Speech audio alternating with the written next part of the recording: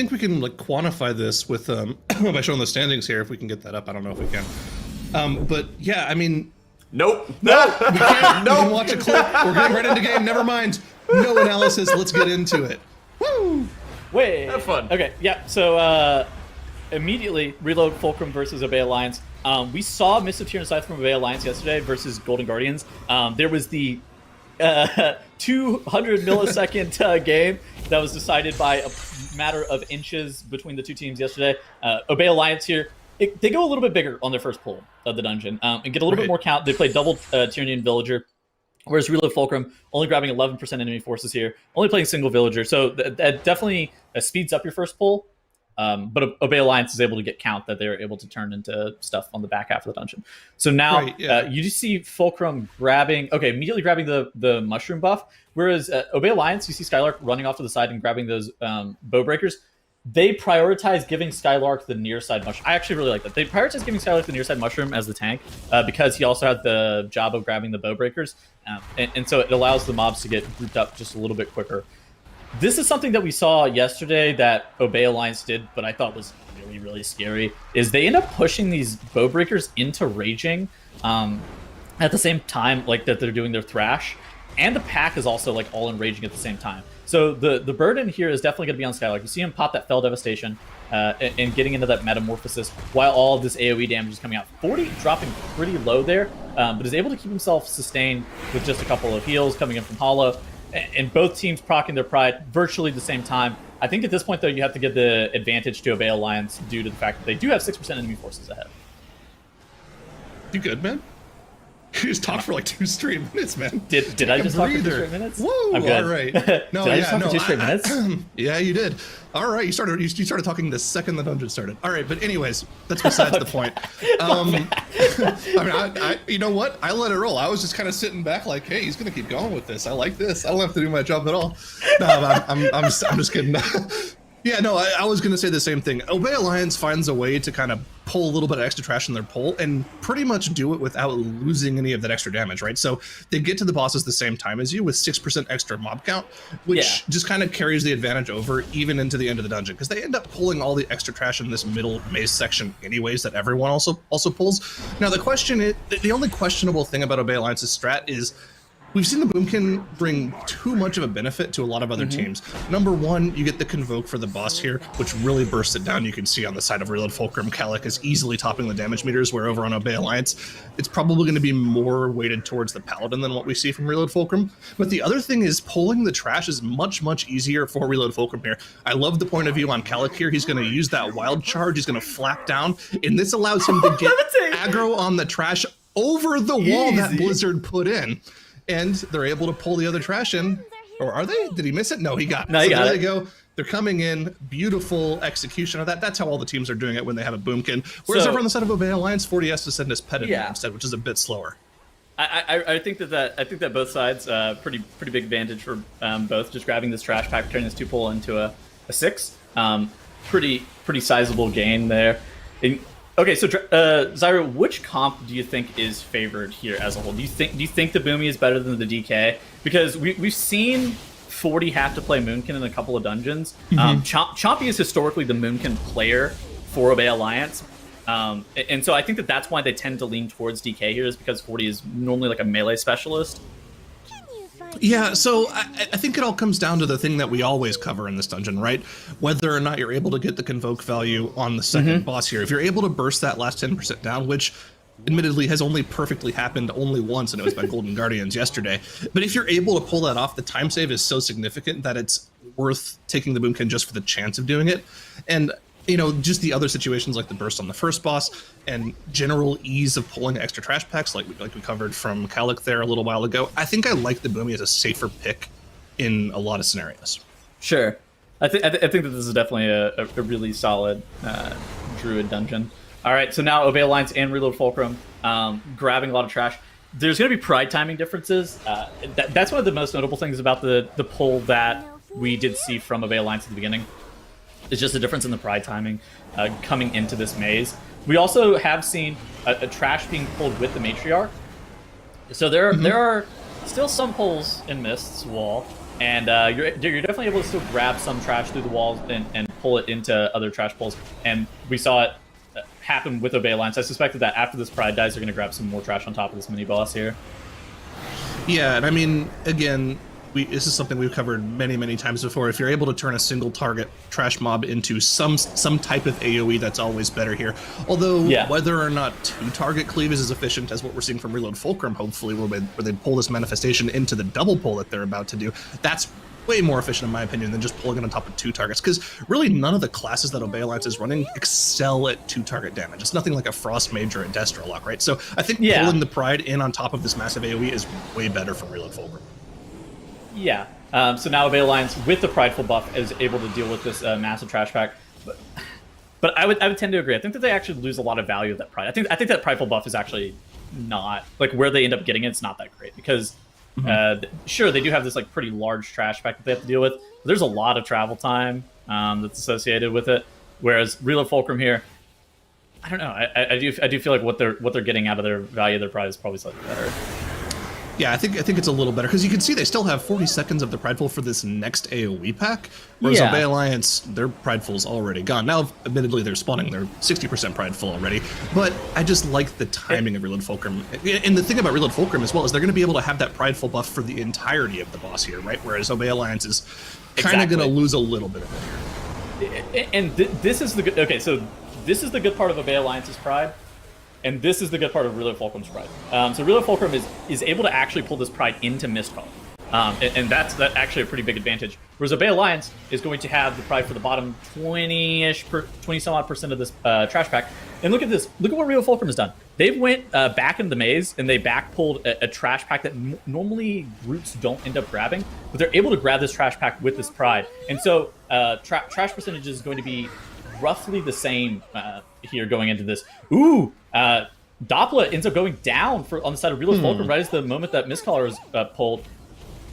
Reload Fulcrum is actually looking pretty solid here, but Obey Alliance starting to actually get a little bit of a lead, just being able to pull Mistcaller slightly earlier. Yeah, Doppler going down there is not Paga's, so not really good from him. It almost looks like Reload. It looks like Reload Fulcrum is actually like they've full-on yoinked Golden Guardian strat from yesterday. And I think that's like a good thing to do. Like Golden Guardian strat, I think I liked more in terms of how they use their Pridefuls versus Obey Alliance. It seems like it makes more sense. You get more value out of the Pridefuls that you have to kill. And you get more value on the boss. You can see, I mean, yes, Obey Alliance is ahead on the boss, but this is the exact same thing that happened yesterday, if you remember properly. Golden Guardians was behind Obey Alliance to this boss, but the entire difference was made up for and surpassed when the Convoke was properly used. Now, there was a lot of proper setup on the side of Golden Guardians yesterday. They specifically waited for the Vulpin to spawn. They CC'd it so that Convoke wouldn't split any of their damage into it. And then during the dodgeball cast, they used their Combust and their Convoke at the same time to burst the boss down. Whether or not Reload Fulcrum has reached that level of perfect coordination, we'll have to see. But if they're able to pull it off, they should pull ahead here. Exactly. I mean, I was sitting here thinking the exact same thing where it's just like, I'm having deja vu. Obey Alliance is having a perfect run. Obey Alliance is slightly ahead. Reload Fulcrum has the Moonkin comp that may or may not end up burning Mistcaller like one cycle earlier. Because Obey Alliance really can. Sure, they're going to give Mistcaller like, what, 9% or something like that. But they're not going to be holding CD. Like, that's an advantage too, is that they're not going to be holding CDs for anything. They're just going to be sending it straight into the boss. So, whereas like Reload Fulcrum is definitely like more of an all-in strategy. But the time gain is definitely not something to be understated. I would say the time gain is probably something of the order of magnitude of like 20 seconds. Now, something to be said for sure is that Reload Fulcrum is definitely dealing with the boss with less DPS than Golden Guardians had yesterday. Because if you remember, Golden Guardians ended up killing Mistcaller before Obey Alliance did yesterday. And you can see Obey Alliance already has the boss down. So somewhere along the lines here, the damage is not quite adding up for Reload Fulcrum, even though they were kind of at the similar point. And this is a little questionable here from Reload Fulcrum. If we remember yesterday from Golden Guardians, I'm Fired Up opted to save his Combust until about 15% so they can get all of their bursts in. And I'm not sure if they're going to be able to get it all down here. Oh, wow. They actually got it perfectly. No Vulpin spawn whatsoever. Easy. I think that was actually pretty lucky, if I have to say, because they really committed cooldowns early there rather than using them like right before the boss pushed. Yeah, but Obey Alliance still playing their game. Obey Alliance is still slightly ahead. That's really unfortunate for Reload Fulcrum that Obey Alliance is having what is effectively a perfect run right now, and continuing to play their gameplay. I feel like Reload Fulcrum just like, I don't know where they lost damage on Mistcaller. It felt like they were just kind of they just kind of had less damage, and I don't know where really to attribute that to, because I would say with their Pride, like maybe like they should have more damage because they had higher uptime on the Pride on Mistcaller. But the downside is maybe they end up having to blow like offensive CDs on that trash pack plus the Pride that otherwise could have been used on the boss. That's like the only real thing that would make sense even. And I mean, I'm trying to find any major discrepancies in cooldown usage here, but for the most part, it looks like across the board things are pretty similar. Looks like Ashen Hollow didn't use his wings on that last pull, whereas, Shiffy did. Maybe it was because, Hollow wasn't sure if he was able to have, if he used it there, if he would have it up for the next pull where they pull everything on top of the boss. But, I mean, you can see where everything is right now. Even though both teams are, 10 minutes into the dungeon here, Obey Alliance, they're 80% of a Prideful ahead right now, and if they're able to carry this lead through, it'll be an easy win for them compared to the the nail biter we saw yesterday. Yeah, and I mean, Real Fulcrum are having an absolutely exceptional run, especially as like a 7th seed, right? They are, I would say they're Mr. Tier site specialists. They are, this is probably one of their best dungeons, and I mean, they're showing why. They are actively putting up a world-class timed run. Obey Alliance also just putting up a very similarly world-class timed run. Obey Alliance has pulled Tradova moments ahead of where Real Fulcrum is. Real Fulcrum is downing their 80% Pride. Both groups at the exact same count. Obey Alliance has ended up downing that trash. Real Fulcrum is grabbing it, pulling it straight into the boss, but it's looking almost like too little too late a little bit, Zyro. Yeah. Already 40% for Obey Alliance favored down on Tradova right now. I mean, if Reload Fulcrum had like 20% more boss damage here, this would literally be like an exact mirror image of yesterday. I even remember when we were watching the match yesterday that one of the things that was mentioned is that Reload Fulcrum's Golden Guardian's Bloodlust was coming up about 10 seconds before Obey Alliance. Same thing's happening here. So it really looks like it's pretty much a mirror match of that match we saw yesterday on this map between Golden Guardians and Obey Alliance. But Obey Alliance is just playing that much better today, or maybe Reload Fulcrum is just a little bit less polished than what we saw from Golden Guardians. But either way, it's definitely not a run to feel bad about, for sure. Like, no. Reload Fulcrum is a team that hasn't been able to make it to every single one of our tournaments. So to show up as the 7th seed and still play this well in a lower bracket against one of the better teams in the tournament, it's still very good to see them play like this. Dude, I mean, this is actually an exceptional run from both sides. So 13-21 was the time Obey Alliance put up yesterday. Let's see where they end up landing today. It's looking like they're about going to have the same-ish time, maybe slightly faster. Their Bloodlust does end up... Something that's interesting about Obey Alliance's routing is that their Bloodlust comes up really, really late. Yeah. To the point where like they may want to use it earlier, like in the dungeon as a whole, because they're not getting great value out of it with like the Prideful buff. They're not getting great value out of it like with anybody's offensive CDs. They're getting it just kind of like as a last ditch thing. But they're able to actually finish off this dungeon in 13 minutes, 12:59 to be exact. 20 seconds ahead of where they were yesterday. Yeah, Obey Alliance taking that victory in game number 1 here, and like you were saying, though, Zyro, I definitely agree. It's nothing for Reload Fulcrum to feel bad about. They're keeping pace. They're not being too far off from their opponents. They're staying in the fight, ready to capitalize off of any sort of mistake or anything like that. So, well played, staying in the race onto that one. But Obey Alliance taking game number 1 here, Drenos. Yeah, Obey Alliance have been one of these teams that, honestly, their consistency level has been has been second to none. Almost every other team that's out there has had these runs, these repeated problems in various different dungeons, including some teams like Echo and Perplex. But I think Obey Alliance is one of these teams where even in their losses, they don't have these runs that are more than 30 seconds or whatever slower than their theoretical best. And that is such a scary thing when you're facing up against them in the lower bracket, because it means that you're not going to be able to have them have a disaster run to bail you out. You actually need to just have a fast run of your own. And to Reload Fulcrum's credit, they came very close here. They had a nice clean strategy as well. Just the one death there on the second boss, but other than that, everything was looking clean for them too. So we should be in for a close series, but I think Obey Alliance definitely has the upper hand here. Yeah, most definitely. And, with regards to Mists, the 905 changes that we had, Tettles as well, trying to prevent people from pulling through walls, just got completely countered once again. Yeah. Players will find a way. Okay, so basically there's a couple strategies of things that you can do. You can either send a druid with like flap or levitate or whatever kind of like over the wall to be able to tag the pack. I don't know if it has to be a druid with the 45-yard range, but that definitely does help. You may be able to have just like any instant cast ability. Alternatively, you could use pets. Hunter pets work, DK pets work, that kind of thing. But yeah, that's definitely something that you can and probably should implement into your own runs, is trying to get that pack, that 4-pack merged into the 2-pack. And then beyond that, obviously grabbing stuff. I thought that the Pride with the 4-pack before Mistcaller was really good too. I think that that's something that can be utilized a lot in live runs. I think that there's a lot that you can take away from Mists that you can really implement into your own runs.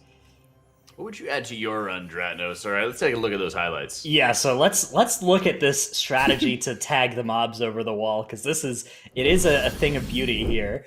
So we have the druid is going to be the person who does it, right? And they enter travel form. You wild charge to get that momentum and that altitude, and then you get the levitate on you while you're midair, and you land this very easy, very reproducible. You have like 5 extra yards of wiggle room when you do the strategy like this. There are other ways that you can do this that don't rely on that combination of abilities, but the nice thing about this one in particular is that it's so reproducible, it's so easy, and there are other spots where you can try and do it by yourself, but because of that levitate, you can just make it 100% reliable to get that tag. Mist is such a cool dungeon because there are all these ways that you can kind of tie in opportunities to do like prides with pulls, but particularly on the live servers, it's also a reactive dungeon because you're reacting to which doors actually open for you through the maze, which I think makes the skill even more intense if you want to try and set up a situation with like pride into a pack or pride a pack into a boss, that sort of thing, in a live key. And so that, those principles are great if you can find a spot where they might be applicable in your live run ever. Did you have something for me, Tettles? I think that's like a lot of the. I think that's really, really true. Is that there's a lot of things that are reproducible in Mist of Tuna Scythe from like MDI style stuff that's not always reproducible in live keys. Just because I feel like this dungeon is just. There is a lot that can go on in MDI style stuff, but it's like I think that you can take a lot of the things and implement them into your own runs. I would not pull Double Tyrannian Villager. Do not pull that. That's really bad. Big ol' asterisk. Do not pull that. Yeah. You just have 2 of your allies out in range, just getting overgrowth, just chilling in the back for 5 seconds. That is not cool. They're not breaking the mage out. All right, game 2 coming up. We got Spires onto this one, Zyro. What are you going to be looking for here? I mean, this is a tough series for Reload Fulcrum, right? Obey Alliance, they are one of our more consistent teams, even though they got taken out by Golden Guardians in the first round. And looking at Spires of Ascension, this is a map that Obey Alliance has seemingly thrown caution to the wind in with their strats over all of the past few cups, but they've always made it work out. So the question for me is, how much practice did Reload Fulcrum put into this particular lower bracket match? Because it kind of seems like one of the recurring themes we're seeing from a lot of our 7th and 8th seeded teams is that they don't really put too much practice into their first round match against the 1 and 2 seeds because they don't really feel like they have that much of a chance of winning it. But they practice more for their first round lower bracket match. So when they do end up fighting, one of those teams in the 3 through 6 seed range, they actually end up putting up an incredibly good fight and, in the case of slots, sometimes beating the other team. So Reload Fulcrum, they have their work cut out for them, but I feel like, this is one of those situations where they could have set themselves up for success by putting a lot of practice time in. Yeah, and if the Mist of Tuna Scythe is any sort of indication as well, they have been really practicing up on these lower bracket games. They want to be able to make a good impression. Like we mentioned, it's a long shot to get into the global finals here, but Reload Fulcrum wants to see how far they can take it. Let's get it going in game number 2 as Spires gets underway.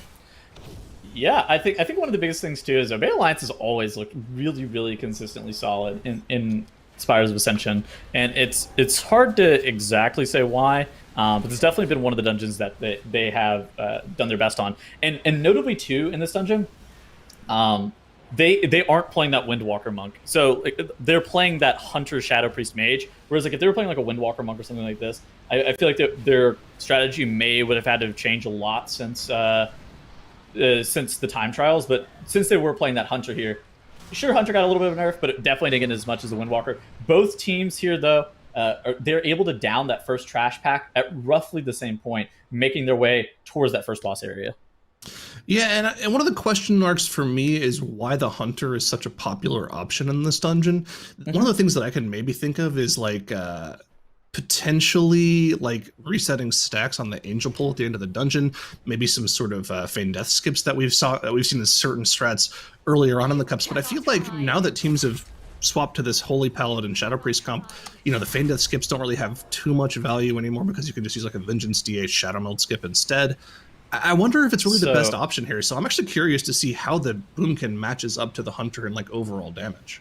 Well, let me pose a different alternative. I think it's because the alternative is like a melee, and melee's really kind of cursed in this dungeon, just on the whole. I think with these affixes, yeah. Yeah, I think that you'd rather have just the triple range, just generally. I do also think having trap. Polymorph doesn't work on a lot of the mobs in this dungeon, right? It's ironic. You would know better than I do, but Polymorph doesn't work on most of the mobs here, from my understanding. So the freezing trap is normally the CC that's especially used on Inspiring. So Poly works on all the angels, but any of the robots it doesn't work on, right? So, exactly. So actually a lot of mobs the Polymorph still works on. I think the main, I can't remember. I don't think it works on the Praetors. The Ether Divers are beasts. Right, so it doesn't. I'm pretty sure it doesn't work on them. Maybe.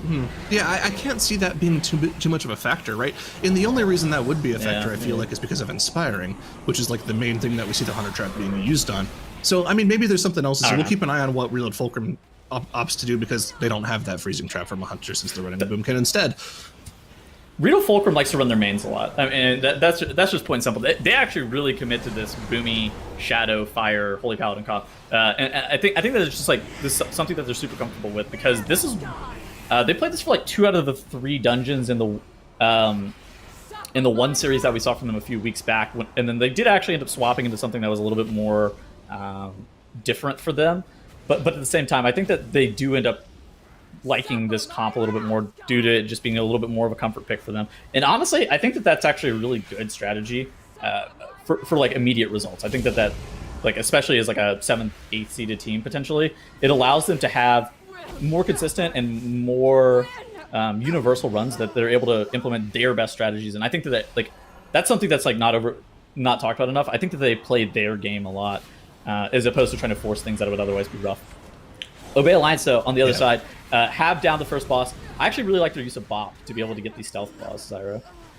Yeah, no, it's definitely a super safe strategy. Nobody gets stunned while they're, coming out of that stealth, which is kind of one of the major problems people have with it. You do have other options, of course. Your Demon Hunter can use his special eyes to see them. You can flare them out with the Hunter. There's a lot of options, but running through them with the Bop is actually probably just the fastest method, right? There's no, using too many abilities. You just run through them, and then you can continue to run to a line of sight spot to area them down.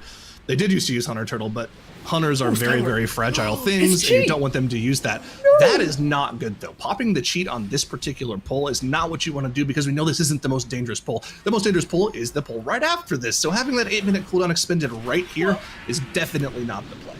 The biggest issue with the cheat isn't that necessarily it got popped here. It got popped over nothing, too. It's literally worthless, because he still couldn't tank the pack. Like, the cheat doesn't do anything. It's just that was so unfortunate. All right, so this weekend, we've seen Obey Alliance. They're big advocates of pull all of this garbage, including the Praetor. This weekend, we've seen basically every team skipping it. Oh, Reload Fulcrum's tank accidentally got in combat, though, with that Praetor Stealth Claw pack that you saw Obey Alliance skipping. It looks like he ran ahead thinking, I'm not going to pull aggro, and then he did, and his teammates were like, well, I guess we just go let him die. I'm not pulling that. Yeah, let him die. Yeah, exactly. That's your problem, dude. 5 seconds on the board. Here we go, though. Obey Alliance going for this massive pull. Metamorphosis pop for Skylark. He doesn't have the cheat death, so going to have to keep an eye on that. Hollow's going to have to keep him up as much as possible. But, he has the Ashen Hollow and the Wings running here, so it shouldn't be too big of an issue. And with all the other divers dead, they should be completely in the clear here. As long as none of these fists go off from the Goliath, they will be totally fine and home free. Now, once the cooldowns are expended from Ashen Hollow here, the Prideful could be a bit of an issue, but with nothing left to AoE down, they should be totally fine.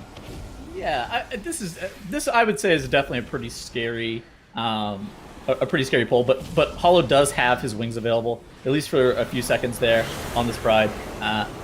I think more to the point, too, it's also an 18, right? So most of the healers, once you start to get up to that 226, 227 item level, you're able to just kind of limp through an 18 because the amount of DPS that you have is normally going to outpace the scaling of the Pride. Because once you start reaching that 20 to 21 range, then the Pride just has too much health that for your healer to kind of limp through. But as long as they're playing the Pride by itself, I think that they should just have enough damage without using any like major cooldowns. Yeah, for sure.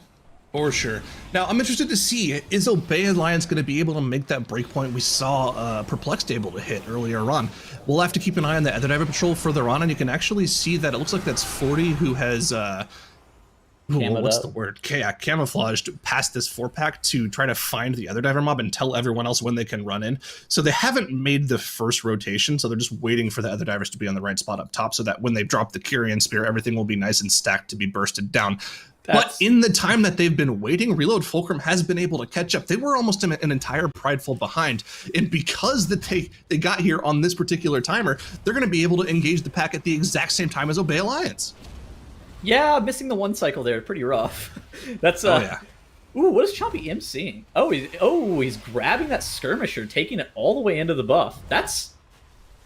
Is that worth? Yeah. I mean, I guess we you're saw sitting there, you're letting the Yeah. mage solo the pack anyway. Right. It doesn't really matter.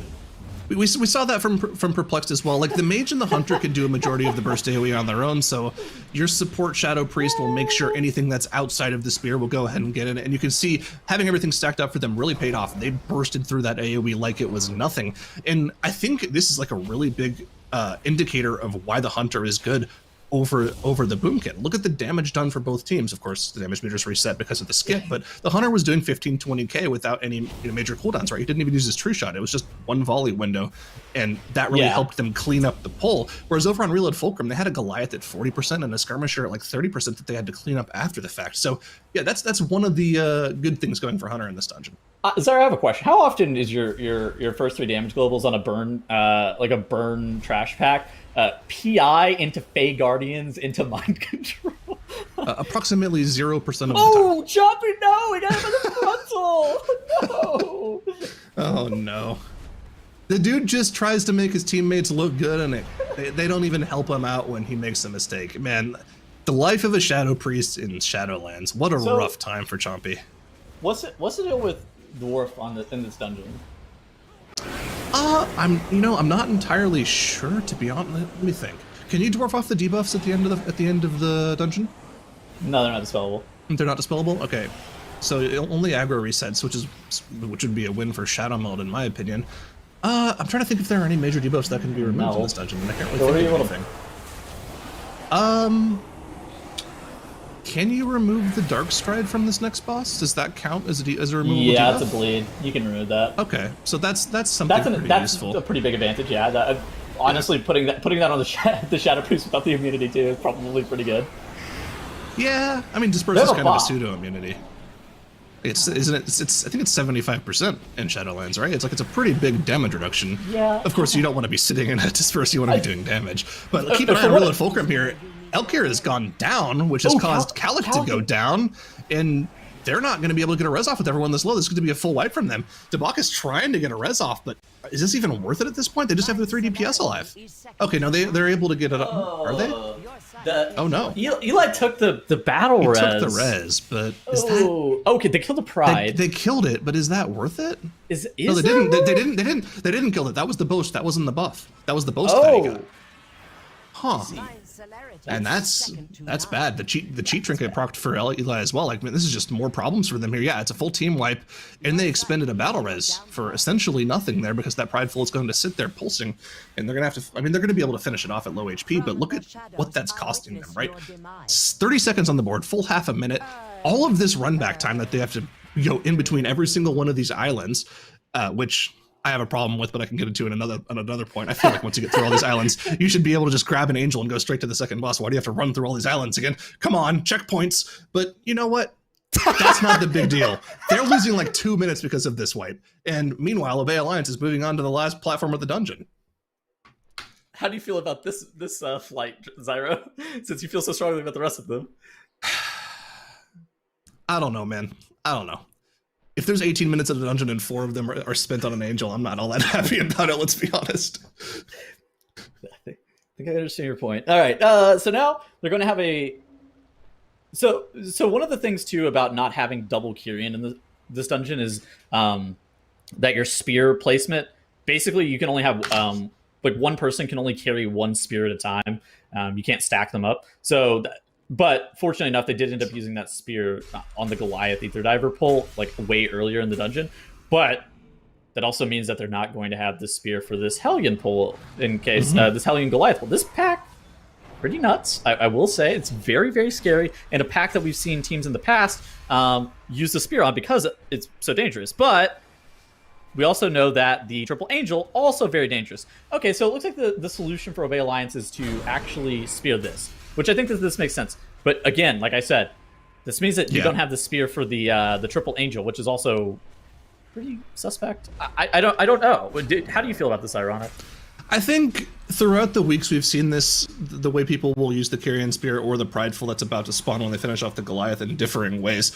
When people first started learning how to do the Triple Angel pull in this dungeon, they kind of wanted to stack all of their buffs with it, right? They stacked the Prideful buff, they stacked the Carrion Spear, and I think in practice they realized that they were actually severely overkilling the Angels, so they ended up taking some things off of it. First they took the Carrion Spear off of it, then they just started taking the Prideful off of it, because in a vacuum, using the Prideful to just burst down the boss as much as possible is a much better use of that damage buff than having to save, waste half of it by killing the Prideful than going up through the Angel RP, right?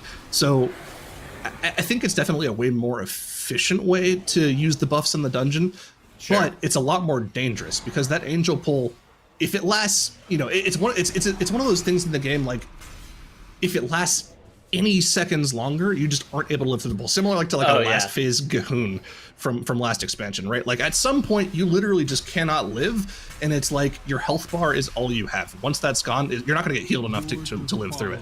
So like it's very dangerous to play that game, and if anything goes wrong, you're opening yourselves up to a large time loss. But these teams have practiced enough to like kind of get used to it. I mean, more to the point too is like, a lot of the times whenever we see issues on that Angel, it's because somebody got clipped by like a spear. And like somebody gets clipped by the spear, they end up dying. They don't have you can also not really battle res that pack very easily as well. Ophirion, on the other hand, probably one of the most chill parts of this dungeon. At least you kind of get to lean back in your chair a little bit, take a deep breath, talk through what's next, kind of prepare yourself for the last hurrah of the dungeon, because the Angel part is like definitely the last difficult piece, and basically Devos not exactly that hard, although it has gotten a lot longer on this patch. It's definitely not any more or less difficult. So now Ophirion doing the recharge, Skylark positioning himself to grab all these wards right now. Yeah, and I mean the benefit of using the Prideful on the boss here is that you get the boss low enough to get it into execute during the damage amp, which makes it that much easier to burn the boss down to 0% while he's taking increased damage. You can see he's going to die essentially when he reaches full energy. It looks like they didn't have quite the damage to burst him down, which is really unfortunate. But you know what? Some of these things can be a little RNG. It looks like Hollow didn't really have that much damage either for this, so not too big of a deal, right? He wants to save his cooldowns for the Triple Angel pull. So, I mean, we've seen other teams able to burn that down in the damage amp, and them losing out 5 to 10% of the boss's HP is not going to cost them too much against Reload Fulcrum, but it definitely will against teams like Echo. So I mean, this is the first time we've seen like the Holy Paladin like realistically in this dungeon. How big is the Ashen for like burning the Triple Angel? Does it actually make that reload? What did they? Oh, they died to a They fist. died after they dropped their Kyrian Spear. Yeah. That's so bad. The Goliath got his cast off as the Kyrian Spear dropped and just popped 3 people instantly. They were just gone. So there are levels to like full team wipes. There are full team wipes that are like really, really bad, that like, oh yeah, we've lost like a lot of time to this. And then there are full team wipes that basically you otherwise would reset your run if given the circumstances. This is a go next situation, unfortunately for them. Them losing their Kyrian Spear basically just that pull's breaks it out. They can't do that pull anymore. Yeah, exactly. It's literally not possible. Even with the Boomkin having the Solar Beam, which gives you a little bit of extra time to live through that pull, being available, that they still don't have enough. The Solar Beam, they have like Solar Beam, Grip Sigil, Silent Sigil, and then they're dead after that because they don't have enough interrupts to deal with all the trash. That's why the Kyrian Spear is so important for making that pull worth it. But fortunately, not going to happen for them. Their only real hope to even have a chance of coming back to this dungeon is for Obey Alliance to catastrophically wipe on this pull. And to be honest, they're going for the hardest iteration of this pull possible. No Kyrian Spear, no Prideful. All they have is the Bloodlust. But, we've seen so many teams be able to pull this off before. Let's see if they're able to pull it off here. I think that, like, we've seen a lot of issues in the past, but it's also been a lot of issues with Disc Priest, right? And I do actually think that one of the biggest advantages of the Paladin is right here. Without the Kyrian Spear, they do still have Bloodlust, but they have that Ashen Hollow. Look at how much damage Hollow is doing right now. He's over 18k DPS, and he makes this pack go exponentially faster too, to the point where it's like we don't really have any issues with being able to deal with this pack damage wise. No, never full heal. Did two of them full heal? Breaked. Oh my god, no. No. This is a wipe. Which died? Which one died? My. Klotos died! No! The worst one died! Zyro! The Klotos died! Oh my. Oh! So now, all of the angels have the pulsing AoE! Oh my god! Oh man. I'm just gonna sit back and like take a breather. Because realistically, like for the next 30 seconds to a minute, nothing is going to happen for either team, right? Reload Fulcrum is going to finish off their trash pack. They're going to slowly kill a Prideful once they actually get the last trash mob they need for it. And Obey Alliance is going to sit here and ponder their existence as they figure out how they're going to deal with two angels that that are going to be pulsing for AoE damage on their entire group without Paladin cooldowns. Oh man. This is so bad. They're doing late seas. They have to kill them one at a time. Why are they doing hurts. late seas first? This is a mistake too. You know what? They can heal through the damage. I like dealing with late seas first because you don't have to worry about the spears, which is but the issue is that way they already more have the difficult, pulsing in my AoE. opinion. Yeah, but the debuffs are resettable by a lot of people in their group, right? You can use the Shadow Mill to reset debuffs. You can use Fade Death to reset debuffs. You can use Invisibility from the Mage if you time it perfectly to reset your debuffs. And you can also just Ice Block too. So they have a lot of ways to reset those debuffs, and they'll also reset once the mini boss goes down too. So yeah, I mean, not good. Man, it's definitely not good. But fortunately for Obey Alliance, Reload Fulcrum had several also as bad catastrophic wipes. I was almost gonna say worse, but they really weren't worse. They were just as bad. I think, is losing the Kyrian Spear worse? I'm not even sure. Losing the Kyrian Spear is definitely worse. Yeah, there's a close approximation to the point where I think I'd rather take the Angel's full heal and then full wipe rather than losing that Kyrian Spear. Reload Fulcrum still on that trash pack is like that's like the issue. Like once they lost that Kyrian Spear, they're still stuck on that trash pack, man. It's been 5 minutes. And the worst part about that boss healing is like, as you were talking, I was looking at the boss HP, and it was like one of those moment of clarity things where you can see something slowly approaching you, and there's no way of stopping it. It's like a train wreck waiting to happen. It's like, oh no, they're not gonna kill all three at the same time, and yeah, just doesn't end up happening. But you know what? They're able to slowly work through it after the fact, and get to the Prideful and Reload Fulcrum. They're trying their best right now, but unfortunately, it's just not going to be enough. They're too significantly far behind. The Obey Alliance is honestly going to get away with murder here, right? Against any other team, like in the top 6, and honestly, even with the way Sloth played in their last match that we just saw, I feel like against any other team, this wouldn't cut it unless the other team had, equally catastrophic mistakes, which we haven't really seen from too many teams this weekend. Yeah, It's definitely one of those things that is difficult to be able to deal with. I think that this weekend, I feel like the teams have all been they've been a bit rough around the edges, especially compared to Cup 3. I think it's just like the new patch struggles. There's like a lot that's going on. Adaptation to new comp. Like basically you're playing this Holy Paladin Shadow Priest in every dungeon now. So it's like there's a lot of learning that still has to be involved to the point where it's like, oh, we're having issues with X, Y, and Z, and it's like they used to use the Kyrian Spear, and now they don't on the Angel, and yeah, that happens. I don't think you need to think about it too much. I think Obey Alliance is still going to end up winning, and it's like sucks. As we keep our heads up and keep moving on. Yeah, and I mean one of the most interesting things about this comp, which we can go into a little more in detail afterwards if there's anything we want to say, or we can just talk about it during the boss, because really nothing's going to happen during the boss, right? Is one of the nice comps that reasons one of the nice reasons we liked the Windwalker Monk, especially in this dungeon, is it served as a great equalizer on that specific pull, right? If one angel was just a little bit higher HP than the other one, they could save the day with a really quick touch of death, which would do like 50 to 60k damage, depending on where you were at the time, right? It could really equalize and make sure all three died at the time. Even in that situation that we just saw, they could have saved a bunch of time by killing off a second one of the angels. And you know what? Yeah, having one heal to full HP does suck, but it's definitely better than leaving two up. You know, quick maths, I thought of that on the spot. I know a lot of people would be surprised by that. But I mean, yeah, it's definitely a lot safer. So I'm not, again, coming back to the conversation we had at the start of the dungeon, the Hunter is still a question mark for me in terms of like what it brings. Well, the Windwalker Monk, I think it's just safer. Maybe not on Storming, but I think in general it's safer. And I don't think Kyrian. Well, Kyrian, as well as, you know, being able to equalize with the touch of death on those angels. Yeah, I think that's totally reasonable. I do actually think that's a reasonable expectation. I honestly thought that the Holy Paladin was actually going to be able to carry them through, but turns out normally would be. I think that's like what's supposed to happen, but unfortunately it just didn't work out that way. But nevertheless, Obey Alliance able to take it down 2-0 and win the series. That's right, Obey Alliance taking that victory here, and despite some troubles with the Angels at the very end, but let's be real, it's not the first time that we've seen two of those Angels heal. It's not the first time we've had wipes like that from, you know, a lot of fantastic teams, Ratnus.